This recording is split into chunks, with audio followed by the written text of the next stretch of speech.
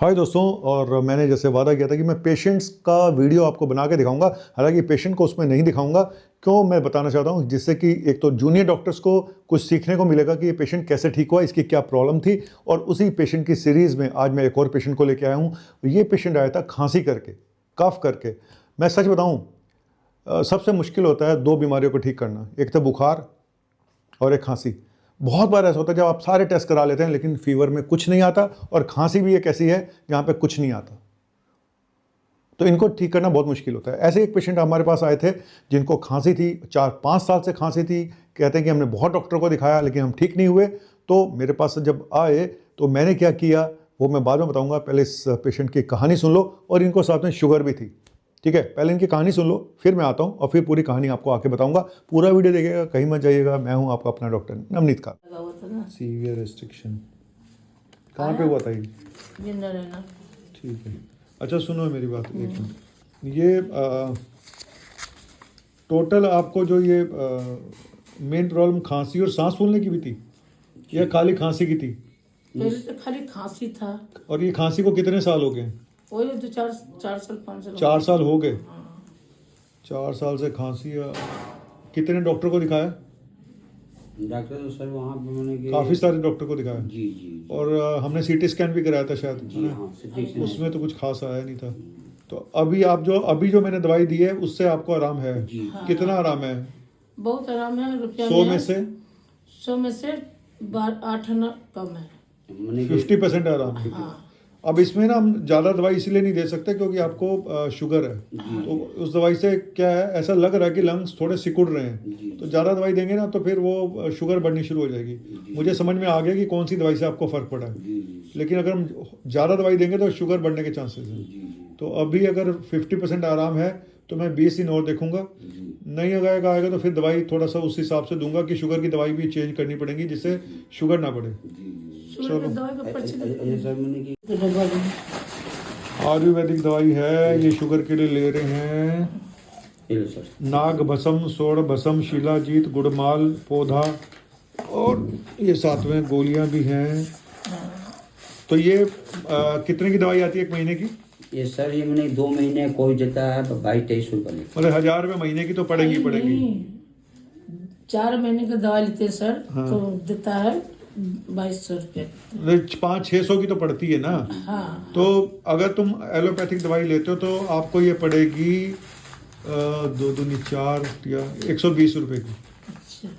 एक महीने की दवाई 120 रुपये की, और शुगर कंट्रोल रहेगी। ठीक है, पक्की इतनी दवाई नहीं खानी, सिर्फ एक गोली से बता रहा हूँ मैं। अच्छा। एक गोली सुबह शाम खानी है, 2 रुपये की गोली है, और 120 रुपये, मतलब 4 रुपये रोज की टैबलेट हो गई। 120 रुपये में शुगर कंट्रोल आपने खानी है। ये इतनी दवाइयाँ तो आप खाओ क्योंकि इसमें 5-6 दवाइयाँ हैं। ठीक है, तो और ये जो मैं दवाई लिख के दूंगा वो कहीं से भी मिल जाएगी, ये नहीं कि वहीं एक ही जगह से मिलेगी। नहीं सर इसके लिए हम लोग जाते हैं स्पेशली यहाँ से कार्ड लेके जाते हैं। कहाँ जाते हो? ये मुरादाबाद मुरादाबाद? जी हाँ। तो शुगर कंट्रोल एक बात बताओ, तुम्हें यहाँ दिल्ली में कोई नहीं मिला शुगर कंट्रोल करने के लिए जो नहीं। मुरादाबाद जाते हो आप? नहीं सर वहाँ पे मैं देखता हूँ। हाँ, वहाँ पे इसी की खास करके सारे पेशेंट मेरी बात समझ नहीं आ रही। एक बेसिक छोटी सी प्रॉब्लम के लिए मुरादाबाद जाते हो इतनी दूर? अब सर जाना पड़ता होता। लेकिन क्यों? आपको क्या, या तो एलोपैथिक पे भरोसा नहीं था या आपने विश्वास नहीं है मैंने एलोपैथिक दवाई नहीं खानी, यही होगा ना फिर। और क्या कि मैंने आयुर्वेदिक करनी है, यही बात थी ना? पता नहीं था ना सर क्या नहीं पता था? कि आयुर्वेदिक व होम्योपैथी चलता है। ये मुझे ये नहीं बताइए कि ये तो इन्होंने आयुर्वेदिक लिखा हुआ है। अच्छा। तो आप आयुर्वेदिक दवाई की वजह से जा रहे थे कि आपने एलोपैथिक नहीं खानी, ये सोच के ना? ना तो फिर क्यों जा रहे थे अगर आप एलोपैथिक? मेरे कोई बताया तो मैं चले गई। मतलब कोई भी बताएगा तो तुम कन्याकुमारी भी चले जाओगे?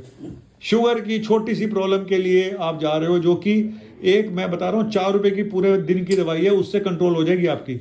नहीं होगा तो मेरा नाम बदल देना, फिर आप कर लेना जो मर्जी। ठीक है? ठीक है। और वो भी घर बैठे कहीं, और वो दवाई ऐसी होगी जो आप कहीं भी ले लो, अच्छा। हर आपकी बगल अगल हर जगह मिल जाएगी। और एक गाड़ी लेके जाते हो, 500-700 रुपए की दवाई महीने की, और गाड़ी आने जाने का खर्चा अलग। भाड़ा तो सर तो हमारी अरे यार गाड़ी है, गाड़ी है तो कोई बात नहीं, लेकिन स्पेशली मैं वहाँ खास करके मैं जाता हूँ सर जैसे तो ये दवाई बंद कर दूं? अब बंद करनी है, मैं अपनी दवाई दूंगा क्योंकि अब मुझे पूरा इलाज करने दो, है ना। कल को कोई शुगर बढ़ेगी तो फिर मैं क्या बताऊंगा कि आयुर्वेदिक दवाई का, तो मुझे नहीं पता ना उसमें क्या चल रहा है। मैं बुराई नहीं कर रहा हूँ इस दवाई की, लेकिन मुझे ये लग रहा है कि एक छोटी सी बीमारी के लिए एक कुछ लोग होते हैं वो कहते हैं जी मैंने एलोपैथिक नहीं खानी है, तब तो ठीक है, लेकिन आप एलोपैथिक बाकी दवाइयां तो खा रहे हो और आपने खांसी का इलाज भी करवाया होगा इधर उधर, तो आयुर्वेदिक भी कराया होगा, तो फिर नहीं आराम आया ना, फिर ना आराम नहीं आया। तो फिर आपके पास आए तो फिर यही मैं बोल रहा हूँ कि जब अगर सारा इलाज मुझे ही करने दो, फिर अगर विश्वास है ठीक। तो फिर सारा करने दो, ठीक। क्योंकि ये इतना पैसा मुझे ना दुख इसलिए हो रहा है कि एक छोटी सी प्रॉब्लम जी, जो शुगर बहुत ज्यादा भी नहीं है आपकी, थोड़ी सी है, थोड़ी सी। हाँ, तो वो मैं कर दूंगा, ठीक है, रख लो, उठा लो। मैं इसीलिए तो दोस्तों आपने देखा इस पेशेंट के साथ प्रॉब्लम क्या थी कि इनके टेस्टों में कुछ आता नहीं था, और मैंने इनका सीटी स्कैन भी करा के देखा क्योंकि इनकी खांसी ठीक नहीं हो रही थी और शुगर भी थी। सीटी स्कैन में सच बोलूं तो मैंने जहां भेजा था कहीं और चले गए, वो भी एक स्कैम हुआ, वो बताऊंगा फिर कहीं। तो मुझे हालांकि उसमें कुछ खास इन्होंने दिया नहीं, पर मुझे डाउट था कि शायद कहीं ऐसा तो नहीं इसके पेशेंट के लंग्स सिकुड़ रहे हों, ILD डेवलप हो रही हो, इंटरस्टिशियल लंग डिजीज। फिर इन्होंने मुझे पल्मोनरी फंक्शन टेस्ट की रिपोर्ट दिखाई जो एक कैंप लगा हुआ था, और वहाँ पे उसमें भी थोड़ा सा वो था, रेस्ट्रिक्टिव पैटर्न था। हालांकि ये रिपोर्ट बाद में दिखाई इन्होंने, दवाई मैं पहले ही शुरू कर चुका था देखने के लिए कि अगर इस दवाई से इनको आराम आएगा तो मेरा शक पुख्ता हो जाएगा, और मैंने इनको लो डोज में स्टेरॉयड दिए थे 6 mg डेफ्सिलाकोट। और जब इन्होंने अगली बार मुझे वो रिपोर्ट दिखाई PFT की, तो उससे पहले वाली PFT इनकी नॉर्मल थी, तो इस बार की PFT की रिपोर्ट में इन्होंने दिखाया कि रेस्ट्रिक्टिव पैटर्न है, ये कोई कहीं से करा के ले आए। एनीवेज, लेकिन जब मैंने इनको डेफ्सिलाकोट और दिया, ब्रोंकोडायलेटर दिए, है ना, म्यूकोलिटिक एजेंट दिए, तो इनकी खांसी में आराम आ गया। तो मुझे लगा कि भाई ये पक्का कोई, देखो दो ही तरह की खांसी होती है जहाँ पे आराम आता है, या तो एलर्जी बेस्ड कोई अस्थमा है, एलर्जिक अस्थमा है, वहाँ पे आपका स्टेरॉयड से आराम आ जाएगा, या फिर इंटरस्टिशियल लंग डिजीज़ है जहाँ लंग सिकुड़ रहे हैं, वहाँ पे स्टेरॉयड से आराम आ जाएगा।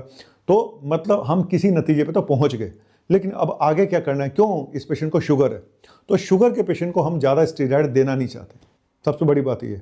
तो इसलिए बहुत चैलेंजिंग पेशेंट रहेगा ये आने वाले टाइम के लिए। अभी तो ये बेटर है, आराम से बोल रहा है इसको, लेकिन इस बेचारे को क्या पता कि लो डोज स्टेरॉयड क्या होता है, हाई डोज स्टेरॉयड क्या होता है। इसीलिए जो क्वैक डॉक्टर होते हैं, झोला छाप होते हैं, जो कहते हैं जी वहाँ चले जाओ बहादुरगढ़, वहाँ डॉक्टर है दमे की दवाई देता है, वहाँ चले जाओ, कुछ नहीं करते ये लोग। ये हाई डोज स्टेरॉयड को पीस के अपनी दवाइयों में मिला के आपको खिला देते हैं, और आप हो जाते हो बर्बाद। आराम तो आ जाता है, लेकिन आप हो जाते हो बर्बाद। यही फ़र्क है एक पढ़े लिखे डॉक्टर में और एक इस तरह के लोगों में।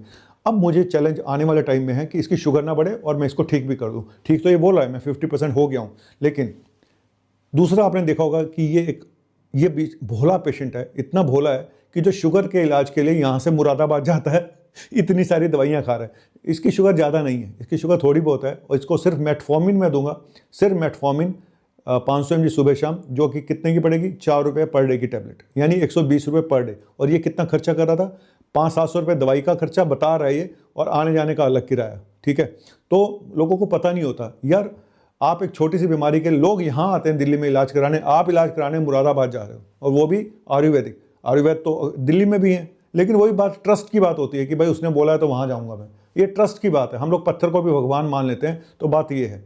लेकिन मैं इसलिए नहीं आयुर्वेद दवाई देना चाहता कि मुझे पता नहीं चलेगा कल को इसकी शुगर बढ़ेगी, तो ये कॉकटेल ट्रीटमेंट होता है ना, जो एलोपैथिक भी चल रहा है, आयुर्वेदिक भी चल रहा है, तो ये ठीक नहीं है। या तो आयुर्वेदिक करो या एलोपैथिक करो, एक ट्रीटमेंट करो। तो मैं आयुर्वेद के खिलाफ बिल्कुल भी नहीं हूँ, लेकिन मैं फर्जी आयुर्वेदाचार्य जो बने हुए हैं, जिन्होंने हॉस्पिटल खोले हुए हैं, मैं उनके खिलाफ हूँ। आज मैं पहले बता दूँ, तो मैं इसको इसीलिए चाहता हूँ कि अगर इसने मेरा इलाज करना है तो मैं एलोपैथिक दवाइयाँ ही दूंगा, क्योंकि मुझे आयुर्वेदिक दवाइयों की नॉलेज नहीं है, और दोनों को मैं मिक्स कर नहीं सकता हूँ। तो ये आने वाला समय बताएगा कि इनकी शुगर कैसे कंट्रोल करनी है, लेकिन मुझे ऐसा लगता है कि सिर्फ मेटफॉर्मिन 1000 मिलीग्राम पे ये कंट्रोल हो जाएगी।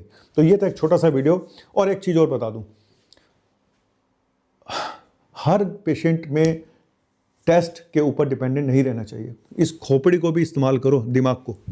हमारे टीचर यही बताते थे। KGMC लखनऊ में जब मैं 90s में मैं MD मेडिसिन कर रहा था, तब बहुत सारे टेस्ट नहीं कराए जाते थे, ना ही होते थे। उस समय MRI तो नाम का होता था, CT स्कैन तो फिर भी हो जाता था, लेकिन हमें चैलेंज होता था कि बिना टेस्टों के पेशेंट को डायग्नोस करके दिखाओ, और आज की डेट में मुझे ये हेल्प करता है। सच बता रहा हूँ, clinical diagnosis is the most important thing. अंग्रेजी में बता रही हूँ, क्लिनिकली पेशेंट को देखो, पेशेंट को थोड़ा सा टाइम दो, ठीक है।